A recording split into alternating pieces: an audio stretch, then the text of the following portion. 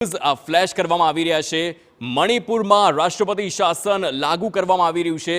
રાષ્ટ્રપતિ શાસન લાગુ થયું છે। આ પહેલા જ 9 ફેબ્રુઆરીની વાત કરવામાં આવે તો 9 ફેબ્રુઆરીએ ત્યાંના જે મુખ્યમંત્રી હતા એન બિરેન સિંઘ તેમણે રાજીનામું આપ્યું હતું। આપને જણાવી દઈએ કે છેલ્લા 1 વર્ષથી પણ વધુ સમયની વાત કરીએ, લગભગ 20 મહિનાથી વધુનો સમય કે જ્યાં હિંસા વધી હતી મણિપુરમાં અને ત્યારબાદ 300થી વધુ લોકોના મોત થયા હતા।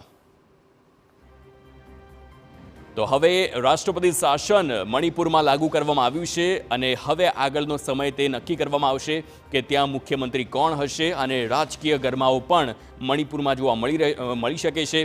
મહત્વની વાત એ છે કે મણિપુર એ મુદ્દો છે જેની પર વિપક્ષે અનેક વખત સરકારને ઘેરવાનો પ્રયાસ કર્યો હતો।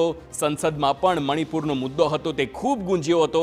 આખરે વડાપ્રધાન મણિપુર કેમ નથી જતા તે સવાલ પણ અનેક વખત થયા હતા, પરંતુ આ બધાની વચ્ચે મુખ્યમંત્રીનું રાજીનામું અને ત્યારબાદ હવે રાષ્ટ્રપતિ શાસન લાગુ।